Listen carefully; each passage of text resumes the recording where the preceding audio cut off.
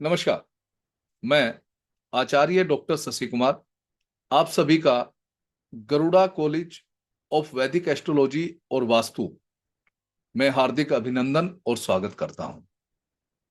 Garuda college of वैदिक astrology और वास्तु समय समय पर आपके लिए ज्योतिष और वास्तु से जुड़े हुए कई सारे कोर्सेज लेकर के आता है, जिससे कि जो लोग ज्योतिष और वास्तु में इंटरेस्ट रखते हैं या इसमें अपना कैरियर बनाना चाहते हैं, वो इसको भली भांति सीख सके।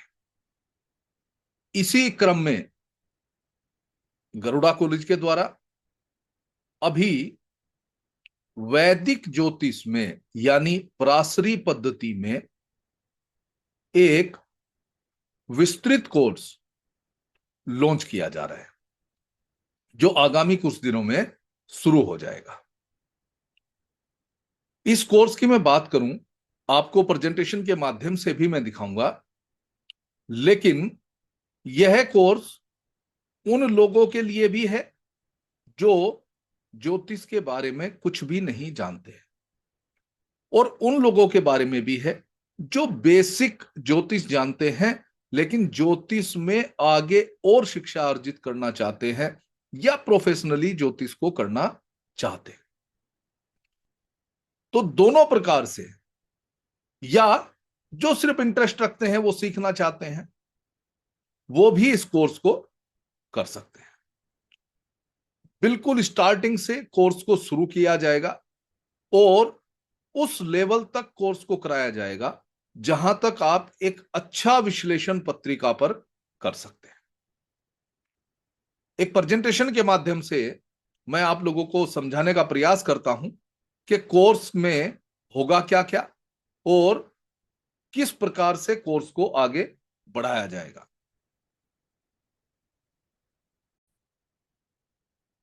ओके, सबसे पहले जैसे मैंने बताया कि गरुड़ा कॉलेज ऑफ वैदिक एस्ट्रोलॉजी और वास्तु की तरफ से वैदिक एस्ट्रोलॉजी आचार्य कोर्स ये लॉन्च किया जा रहा है, जिसका ड्यूरेशन लगभग 3 महीने या अबव ही रहेगा। जो क्लासेज हैं वो डेली बेसिस पे चलेंगी, मंडे टू फ्राइडे चलेंगी, यानी कि वीक के 4 दिन चलेंगे।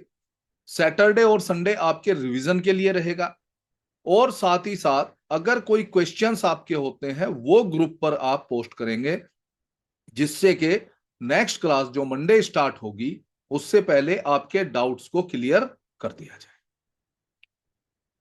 गरुड़ा कॉलेज के बारे में मैं बात करूं तो ये एक ऐसा संस्थान है, शैक्षणिक संस्थान है, जो प्राचीन भारतीय विज्ञान, क्योंकि ज्योतिष एक विज्ञान है, उसकी शिक्षा और रिसर्च के लिए समर्पित है। ये कॉलेज ऐसे पाठ्यक्रम देता है, वैदिक ज्योतिष की पेचीदगियां जो हैं उनको गहराई से हम समझाते हैं। प्राचीन प्रणाली है, आकाशीय प्रभावों की जांच करती है जो मानव जीवन पर पड़ते हैं। वास्तुशास्त्र में वास्तुकला का प्रयोग कैसे किया जाता है, कैसे भवन को डिजाइन किया जाता है, और रेजिडेंशियल कॉम्प्लेक्स ही नहीं या रेजिडेंशियल बिल्डिंग ही नहीं, कमर्शियल बिल्डिंग, फैक्ट्रीज, तमाम प्रकार जहां वास्तु का प्रयोग होता है उन सबको सिखाया जाता है, अभ्यास कराया जाता है, जिससे कि व्यक्तियों को उनके पर्यावरण के साथ सामंजस्य स्थापित करने में सुगमता हो। हमारे पास विद्वान लोगों की टीम है जो समय समय पर सिखाती है, और इन अनुप्रयोगों के बारे में जानकारी मिलती है जो हमारे सांस्कृतिक विरासत हैं, व्यवहारिक हैं। चाहे आप इसको प्रोफेशनली यूज करें, व्यक्तिगत रूप में जो रुचि है उसके लिए आप सीखना चाहे, तमाम प्रकार से आप इसको सीख सकते हैं। बात करते हैं हम वैदिक ज्योतिष जो अभी लॉन्च किया जा रहा है उसका पाठ्यक्रम कैसा होगा। तो ये जो पाठ्यक्रम है ये 16 भाग में आप लोगों को सिखाया जाएगा, जिसमें भाग 1 में ज्योतिष के बारे में जो वैदिक सिद्धांत है या जो वैदिक कहां से ज्योतिष की स्टार्टिंग हुई है, किस प्रकार से ज्योतिष को हमारे जीवन में समाहित किया गया है, क्या प्रभाव पड़ता है, आकाश मंडल में जो तारे सितारे हैं, ग्रह हैं, उनके बारे में हम भाग 1 में चर्चा करेंगे। भाग 2 कालमान, जो वैदिक गणित है उसके अनुसार जो काल यानी समय का जो मान निकालते हैं। आज का जो मॉडर्न युग है, आज हम माइक्रो सेकंड, सेकंड, मिनट और आवर्स यानी कि जो है घंटा, दिन, इसके अनुसार हम जो है कैलकुलेशन करते हैं। लेकिन ज्योतिष में की कैलकुलेशन जो है वह वैदिक गणित के अनुसार है, जिसमें अंश, कला, विकला और जो चीजें प्रयोग होती है उसके बारे में हम यहां पर चर्चा करेंगे। पंचांग, ज्योतिष का महत्वपूर्ण अंग है पंचांग, यानी 5 अंग, उनके बारे में हम यहां पर सीखेंगे। क्योंकि पंचांग से कई प्रकार की चीजें हम कैलकुलेट करते हैं। आज सॉफ्टवेयर है पत्रिका बनाने के लिए, लेकिन जब सॉफ्टवेयर अवेलेबल ना हो तो पंचांग से कैसे पत्रिका बनाई जाती है, या मुहूर्त जो निकाले जाते हैं, तमाम प्रकार के मुहूर्त जो है, चाहे वो गृह प्रवेश का मुहूर्त हो, या कोई शुभ कार्य करने का मुहूर्त हो, विवाह का मुहूर्त हो, मुंडन का मुहूर्त हो, जो भी मुहूर्त, जितने भी प्रकार के मुहूर्त निकाले जाते हैं उन सब की हम यहाँ पर चर्चा करेंगे, इसको सीखेंगे। भाग 5 नक्षत्र। नक्षत्र ज्योतिष का अभिन्न अंग है। नक्षत्रों का प्रभाव हमारे जीवन पर अत्यधिक पड़ता है। 27 नक्षत्र हैं। हर नक्षत्र में जन्म लेने वाले जातक या जातिका पर क्या प्रभाव पड़ता है उसको हम यहां सीखेंगे। नक्षत्रों को कैसे देखा जाता है पत्रिका में उसको हम सीखेंगे। इनके जो विस्तृत विवरण है भागों का, वो नीचे जो कंटेंट आपको दिया गया है उसके अंदर आपको विस्तृत रूप से इनका वर्णन मिल जाएगा। यहां पर मैं मोटे तौर से आपको बताता हूं, नहीं तो डेमो लंबा हो जाएगा। भाग 6 परिचय। परिचय किससे? परिचय राशि से, जन्म पत्रिका से और प्लैनेट से, भावों से। इनसे हम एक बार परिचय करेंगे, इनको समझेंगे, उसके बाद फिर विस्तृत रूप से आगे हम 1 to 1 इनको लेंगे। ग्रह, सूर्य से लेकर के और केतु ग्रह तक 9 के 9 प्लैनेट को हम विस्तृत रूप से पढ़ेंगे। इनके क्या प्रभाव होते हैं, आकृति कैसी है, शरीर के कौन से अंग पर प्रभाव होता है, रोग कौन से देते हैं, जीवन के किस आयाम पर किस प्रकार से प्रभाव डालते हैं, उन सब के बारे में हम यहां पर विस्तृत रूप से पढ़ेंगे। इसी प्रकार भाव, पत्रिका के 12 भाव, पहला लग्न और अंतिम द्वादश। तो पहले भाव से क्या देखा जाता है, दूसरे भाव से क्या देखा जाता है, तीसरे भाव से क्या देखा जाता है। इसी प्रकार चतुर्थ, पंचम, षष्ठ, सप्तम, अष्टम, नवम, दसम, एकादश और द्वादश भाव को विस्तृत रूप से हम इसको सीखेंगे। क्योंकि हमारे जीवन के जितने भी आयाम हैं या जितनी भी जरूरतें हैं, वो सभी की सभी इन 12 के 12 भाव में ही है। जैसे लग्न शरीर है, तो व्यक्ति का व्यक्तित्व कैसा होगा, उसका शरीर कैसा होगा, रोग उसको कितना घेरेंगे, क्या वो जल्दी स्वस्थ हो पाएगा, तमाम प्रकार की बातें लग्न बताता है। इसलिए लग्न इंपॉर्टेंट है, बहुत बहुत बहुत इंपॉर्टेंट है लग्न। जिन व्यक्तियों के लग्न पर जितना शुभ प्रभाव होगा, जिन व्यक्तियों के लग्न में जितने शुभ प्लैनेट बैठे होंगे, उस व्यक्ति का व्यक्तित्व उतना ही उत्तम होगा। उस व्यक्ति के जीवन में जो शुभ घटनाएं घटित होंगी वो अच्छी घटित होंगी। इसी प्रकार भाग 9, यानी जैसे मैंने कहा कि लग्न बहुत इंपॉर्टेंट है, तो लग्न 12 लग्न होते हैं, क्योंकि 12 राशियां हैं। 24 घंटे के अंदर 12 लग्न कंप्लीट हो जाते हैं। एक लग्न का समय लगभग 2 सवा 2 घंटे के करीब होता है। उसका कैलकुलेशन कैसे किया जाता है वो हम सीखेंगे। तो लग्न यानी प्रथम भाव में राशियां विराजमान होती हैं, उसी को लग्नेश कहा जाता है। कैसे होती हैं मैं एक ब्लैंक चार्ट पर अभी आपको आगे समझाऊंगा भी।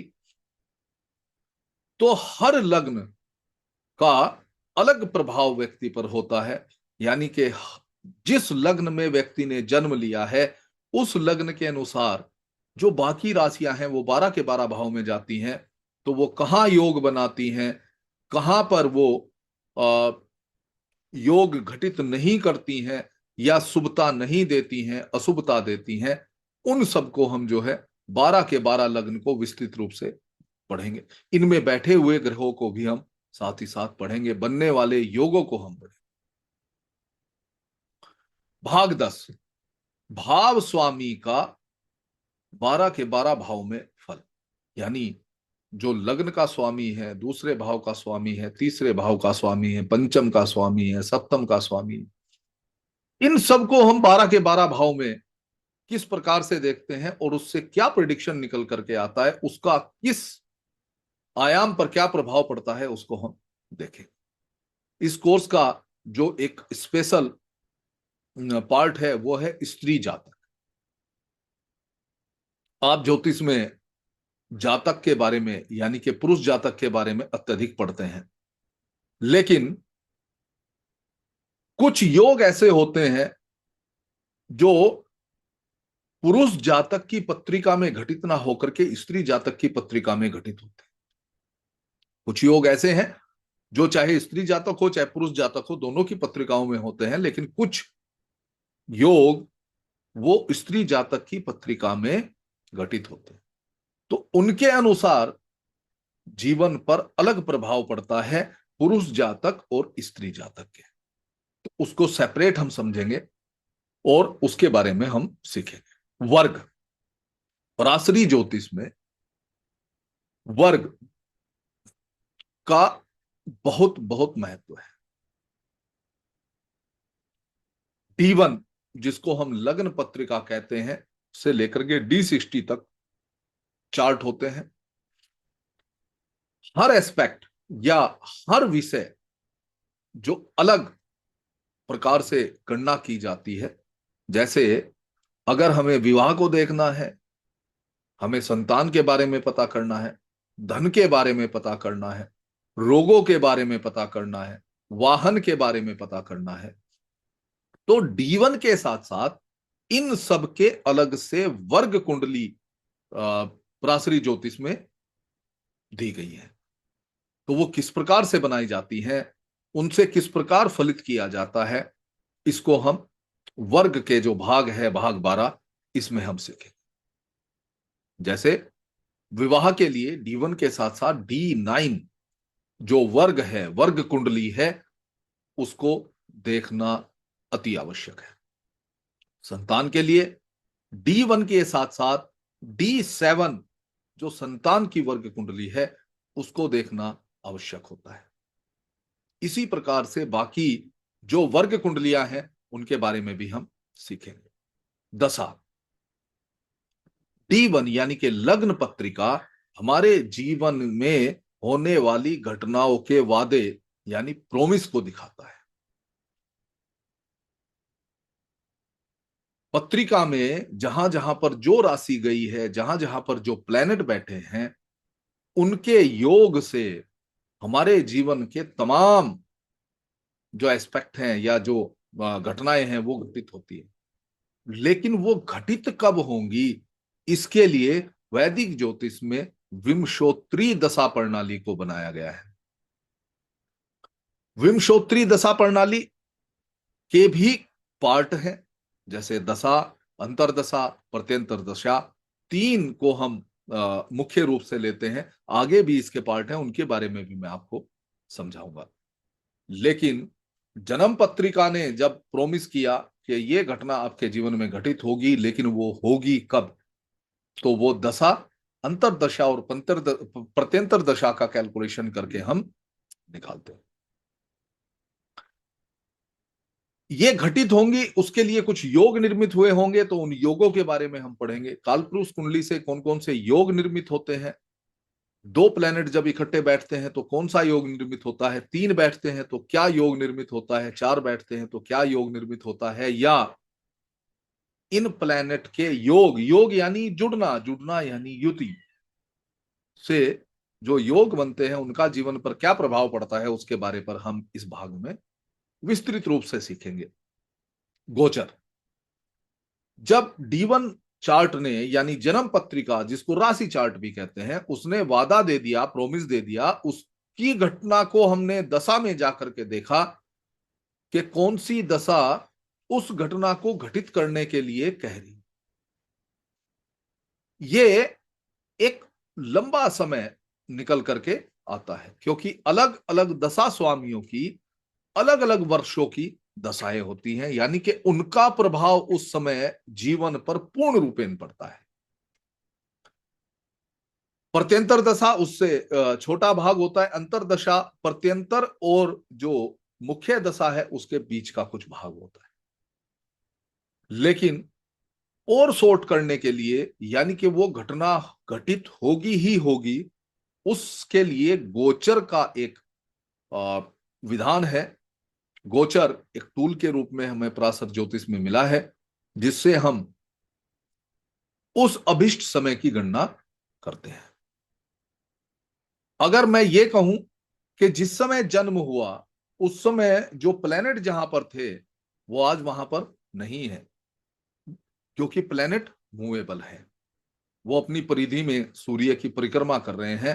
तो आज प्लेनेट कहां है, आज एनर्जी कहां है, उसके अनुसार गोचर को देख करके यह निकाला जाता है कि यह घटना इस समय पर घटित होगी।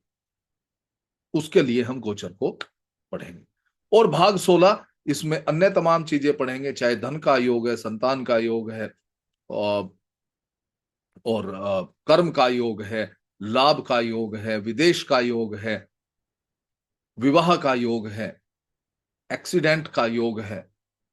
ऐसे और भी जो इंपॉर्टेंट योग हैं उनके बारे में हम यहां पर सीखें। तो ये आपका पाठ्यक्रम है जो भाग 1 से लेकर के भाग 16 तक विस्तृत रूप से आपको सिखाया जाएगा। कोर्स बड़ा अद्भुत डिजाइन किया गया है। आप इस कोर्स को करेंगे तो मैं इतना परमपिता परमेश्वर की कृपा से और आशीर्वाद से, गुरुदेव के आशीर्वाद से इतना आपको जरूर कहूंगा कि आप जो मन के अंदर भाव लेकर के बैठेंगे या जो उम्मीद लेकर के आप इस कोर्स को करेंगे, उसमें आप भली भांति अच्छा करेंगे, उसमें आपको निराशा नहीं मिलेगी। बात करते हैं कि पत्रिका है क्या। जो बेसिक जानते हैं वो समझते हैं, लेकिन क्योंकि मैंने पहले भी कहा कि ये कोर्स उनके लिए भी है जो बिल्कुल भी बेसिक ज्योतिष को नहीं जानते हैं, और उनके लिए भी है कि जो बेसिक जानते हैं या जिन्होंने कुछ समय से या पिछले लंबे समय से ज्योतिष पर काम किया है और वो एडवांस इसको और सीखना चाहते हैं, उनके लिए। तो जो बिल्कुल भी नहीं जानते हैं, सबसे पहली बात तो यही है कि जन्म पत्रिका है क्या। तो जन्म पत्रिका क्या है? जिस समय कोई भी जातक जन्म लेता है या जातिका जन्म लेती है, यानी मनुष्य योनि में कोई भी व्यक्ति जन्म लेता है, गर्भ से बाहर आता है इस संसार में, तो उस समय पर आकाश मंडल में राशि, ग्रह और नक्षत्र जिस स्थिति में होते हैं, यानी कि वो कहां कहां विराजमान होते हैं, उस समय का जो स्काई शॉट बनता है उसको जन्म कुंडली या जन्म पत्रिका कहा जाता है। हम सब जानते हैं कि जो भी जीवन होता है वो पिछले जन्म के प्रारब्ध के अनुसार ही होता है। गरीब घर में हो, अमीर घर में हो, महल में हो, एक कमरे के मकान में हो, कहीं पर भी हो, शहर में हो, गांव में हो, वन में हो, जहां भी हो, उसको इस जीवन में भोगना क्या है वो लिखित है, रचित है। पिछले जन्म के प्रारब्ध के अनुसार ही अगला जन्म उसको प्राप्त होता है। अब वो सब मिलता कैसे है? ग्रहों की एनर्जी के थ्रू। तो हमने कहा ज्योतिष कहता है कि जब जन्म होता है उस समय स्काई में प्लैनेट्स, राशियां और नक्षत्र जहां जहां पर स्थित होते हैं, उनका नक्शा, उनका फोटो जन्म पत्रिका है।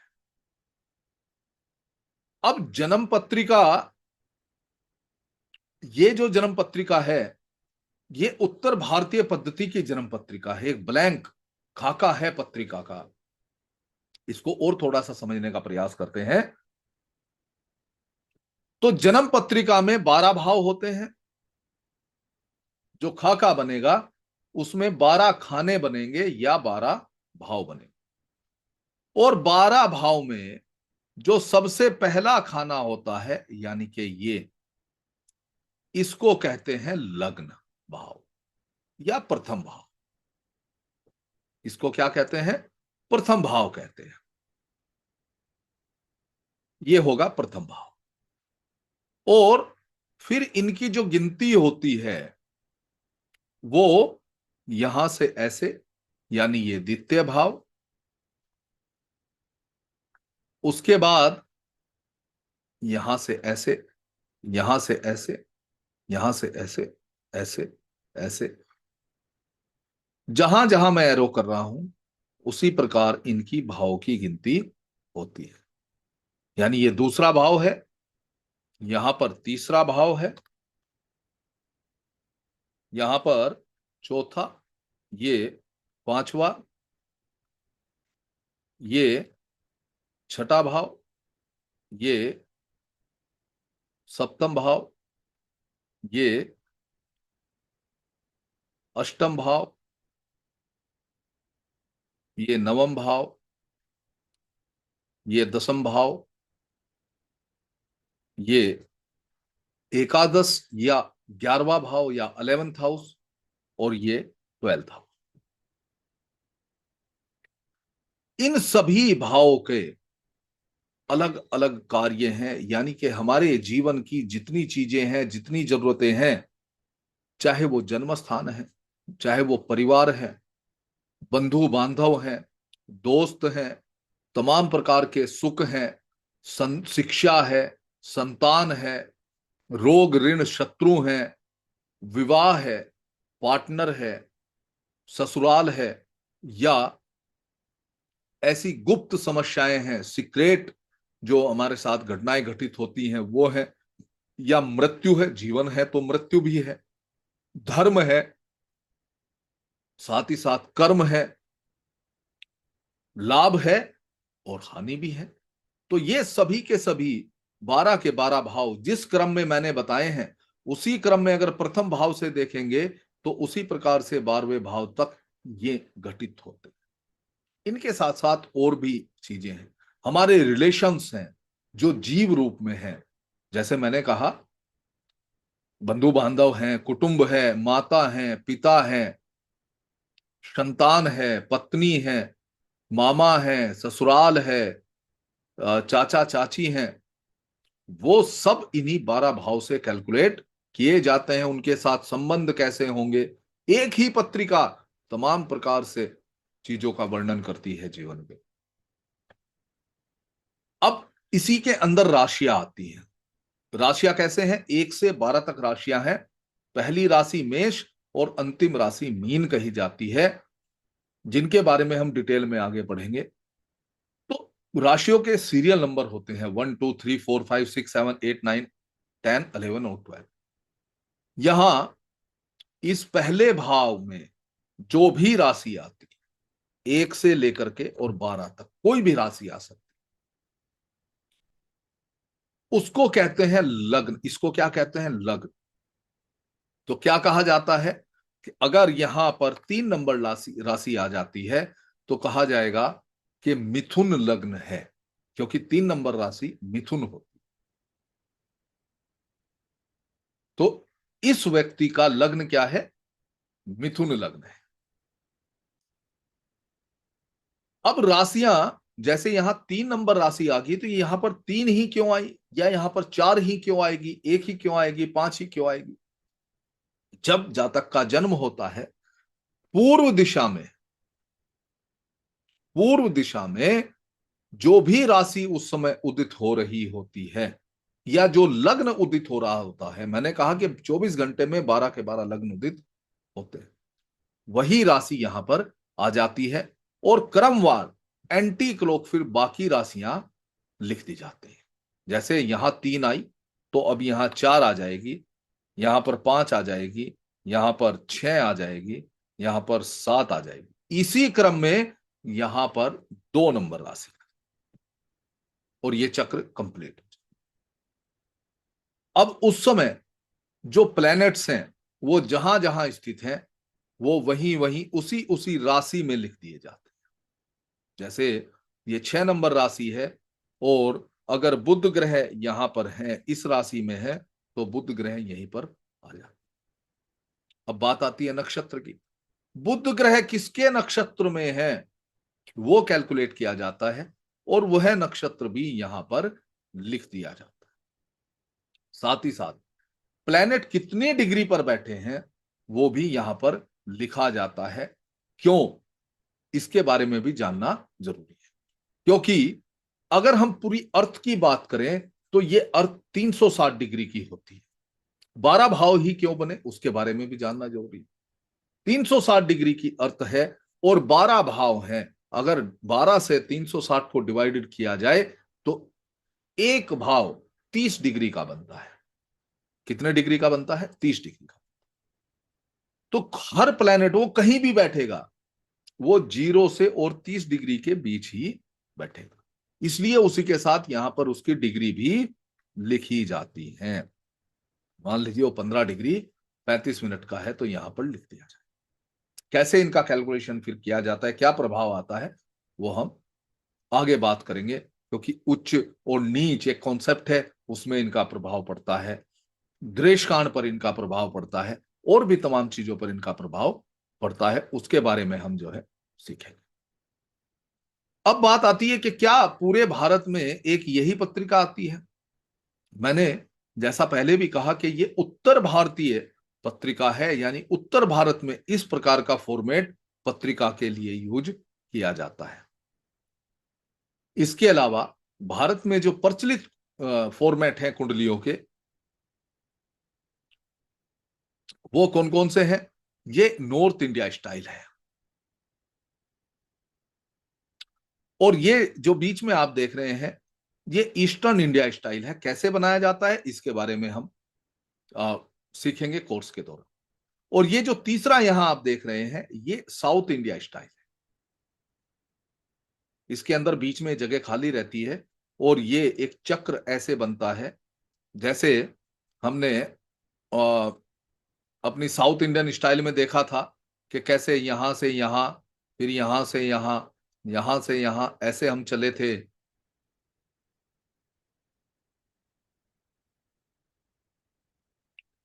लेकिन ये जो साउथ इंडियन पत्रिका है इसमें यहां से ऐसे,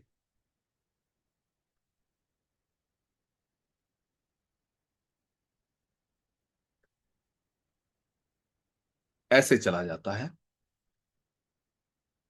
और जहां पर राशि उदित होती है वहां पर असेंडेंट लिख दिया जाता है, यानी लग्न लिख दिया जाता है। यानी ये मेष राशि ही है। यहां 1 से 12 राशियां इन खानों में ऑटोमेटिक लिखी होती हैं, लिखी नहीं जाती है। प्लेनेट जिस जिस राशि में आता है उसी उसी राशि में लिख दिया जाता है और जो ईस्ट में उदय हो रही है वहां पर असेंडेंट लिख दिया जाता है।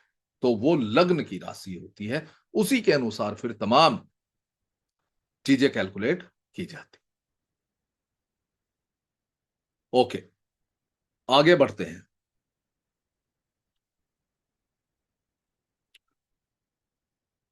सूर्य ग्रह, सूर्य ग्रह को जो ग्रहों का सौर मंडल को कह लीजिए या जो ग्रहों का एक मंत्रिमंडल कह लीजिए, उसमें इसे राजा कहा जाता है।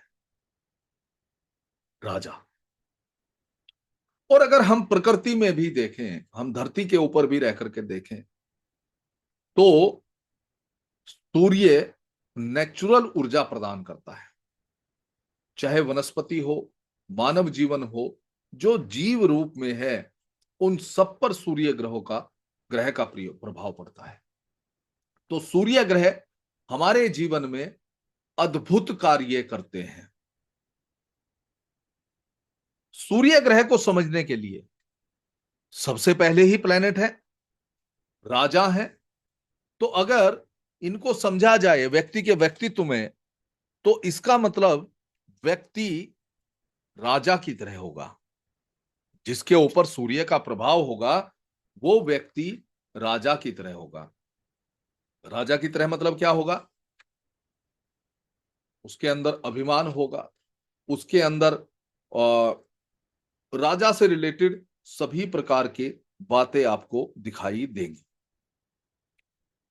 अगर आकृति की हम बात करें कि यानी कि अगर लग्न में सूर्य है या लग्ने सूर्य है, तो किस प्रकार से व्यक्ति की आकृति होगी, उसका चेहरा कैसा होगा, उसका शारीरिक रूप रंग कैसा होगा। सूर्य आत्मा भी है, सूर्य रोबिलापन भी है, आभा जिसको कहते हैं वो भी है। तो सूर्य का जो जीव है उसको सिंह कहा जाता है, और जो सूर्य की राशि है उसको भी सिंह ही कहा जाता है। तो ऐसा व्यक्ति कहीं ना कहीं सिंह की आकृति से रिलेटेड उसका चेहरा हो सकता है, थोड़ा सा चौड़ा हो सकता है या अंडाकार रूप में हो सकता है। ऐसा व्यक्ति गेहुए रंग का हो सकता है। अब जैसे रोबीला कहा, आकर्षण कहा, तो उसके अंदर एक चुंबकीय आकर्षण हो सकता है, उसके कंधे चौड़े होंगे। वह व्यक्ति कभी भी नीचे देख करके नहीं चलेगा, शारीरिक जो हड्डियां होती हैं वे विकसित होंगी। अगर उसके गुणों की बात करें तो ऐसा व्यक्ति उत्साही होगा, एनर्जेटिक होगा। राजा एनर्जेटिक होता है भाई, क्रिएटिव होगा, साहसी होगा, खुशमिजाज होगा, ऊर्जा से भरपूर होगा। अगर मैं ये कहूं कि फुल्ली एनर्जेटिक होगा। लेकिन राजा में घमंड भी होता है, तो कहीं ना कहीं उसके अंदर थोड़ा सा घमंड भी दिखाई देगा।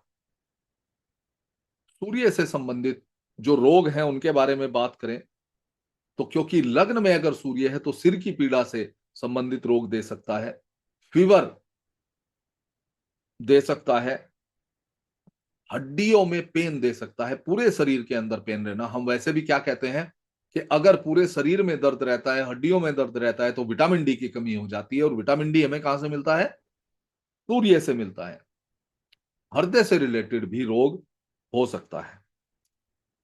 आंखों से रिलेटेड जो हमारी राइट आई है वो सूर्य से रिप्रेजेंटेड होती है, और लेफ्ट आई पर चंद्रमा का अधिकार हो सकता है, होता है। तो इसलिए अगर सूर्य खराब है तो उसको दाहिने नेत्र से संबंधित समस्याएं हो सकती। सूर्य अगर खराब है तो बिना मतलब का ईगो व्यक्ति के अंदर दिखाई देगी, अहंकार दिखाई देगा, बिना मतलब दूसरों को नीचा दिखाएगा, छोटी छोटी बात पर भड़केगा। इस प्रकार से हम सूर्य से रिलेटेड व्यक्ति के व्यक्तित्व को समझ सकते हैं। अब बात करते हैं सूर्य से रिलेटेड कुछ योग, मैं आपको बताने का प्रयास करता हूं।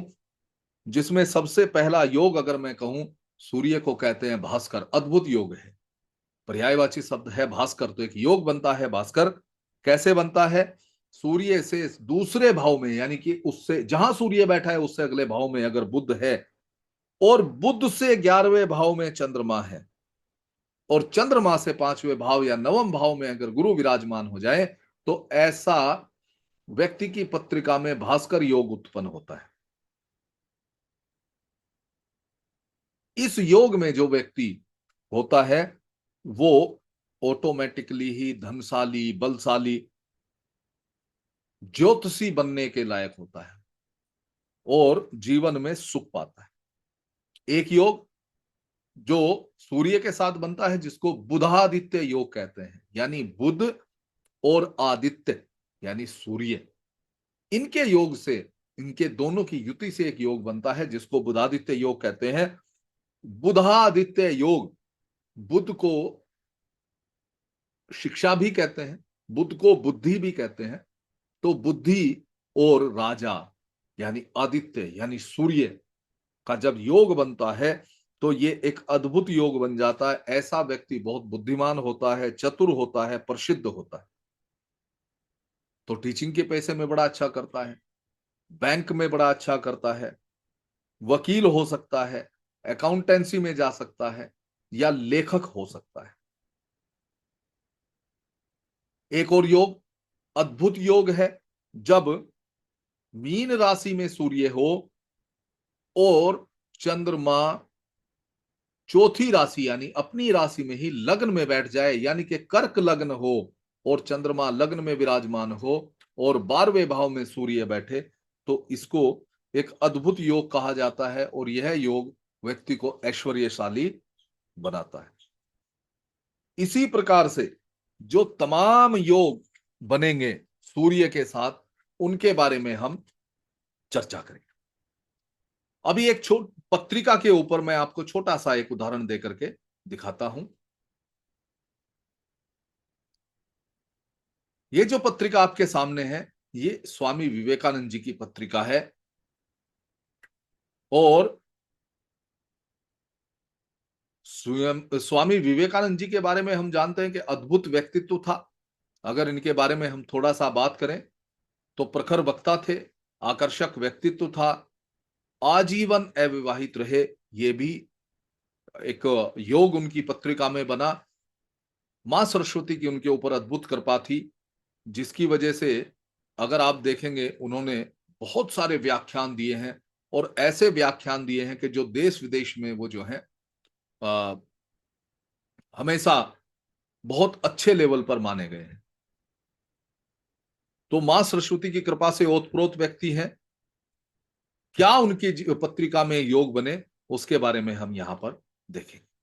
तो जैसे मैंने लग्न की बात की थी, यहां पर देखिए, यहां पर पहले भाव में 9वीं राशि है, यानी कि ये धनु लग्न है। जब हम पढ़ेंगे तो समझ में आएगा। फिर ये धनु लग्न है। धनु लग्न यानी इसके स्वामी होते हैं गुरु। तो धनु लग्न अपने आप में एक अद्भुत लग्न है। यह व्यक्ति में आध्यात्मिक व्यक्तित्व देता है। धनु लग्न में सूर्य का बैठना व्यक्ति के अंदर तेजस्विता देता है, दिव्य ज्ञान देता है, आकर्षक व्यक्तित्व देता है। तो लग्न से ही अगर हम देखें, स्वामी विवेकानंद जी के अंदर ये सारी चीजें ऑटोमेटिकली दिखाई देती है। अब बात करें उनकी वाणी की। वाणी का भाव होता है यह दूसरा भाव। जो दूसरा भाव है, यह वाणी का भाव होता है, यह जो भाव। और वाणी का जो कारक होता है वो होता है बुध। जो वाणी को सुंदर बनाता है, सुरीला बनाता है, वो बनाता है शुक्र। तो दोनों ही प्लेनेट का वाणी के भाव में बैठना ऑटोमेटिकली ही स्वामी विवेकानंद जी की जो वाणी थी उसके अंदर जोश, ओजस, तेजस्विता देने का काम किया। आजीवन शादी नहीं की। कारण क्या है? बुध की, बुध और शुक्र की अष्टम भाव पे दृष्टि और 12वें भाव में राहु का बैठना। क्योंकि बुध ही क्यों कहा? क्योंकि बुध यहां सप्तमे से जो विवाह का भाव का स्वामी है। तो बुध का अष्टम भाव पर दृष्टि होनी और राहु का 12वें भाव में बैठना, राहु का भी अष्टम भाव से कनेक्शन होना आजीवन अविवाहित रहने की ओर इशारा करता है।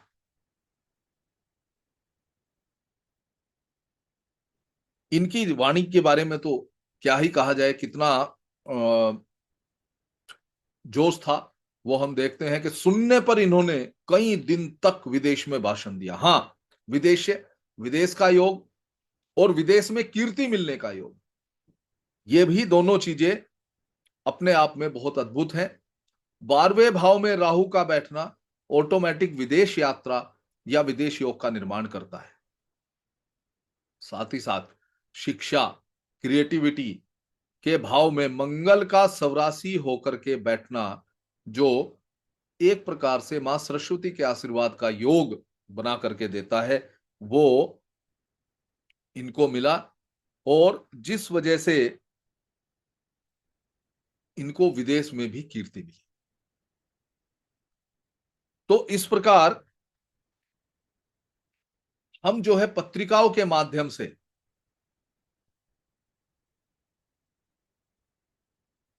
कोर्स में लिटरेचर के माध्यम से नहीं, यानी कि सिर्फ पढ़ने ही पढ़ने के माध्यम से नहीं, हम जो है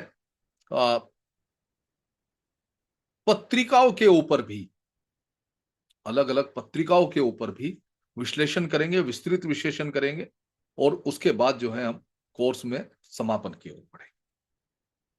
कोर्स करने के बाद आपको प्राप्त क्या होगा? तमाम जितनी क्लासेस चलेंगी उन सब की वीडियो रिकॉर्डिंग आपको नेक्स्ट डे अवेलेबल करा दी जाएगी। जो आपको पढ़ाया जाएगा वो पीडीएफ फॉर्मेट में आपके ग्रुप के ऊपर अपलोड होता रहे।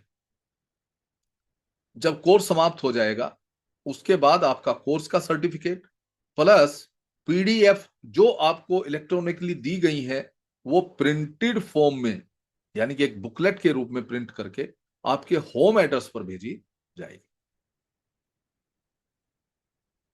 तो ये एक छोटा सा डेमोन्स्ट्रेशन था। आशा है कि आपको समझ में आया होगा। मैं बिल्कुल तैयार हूं इस कोर्स को शुरू करने के लिए।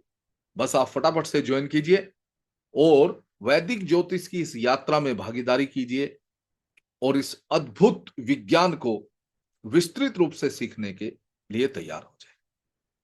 आपने वीडियो को अंत तक देखा, इसके लिए मैं आचार्य डॉक्टर शशि कुमार और मेरी कॉलेज की पूरी टीम बहुत बहुत आभारी है। धन्यवाद।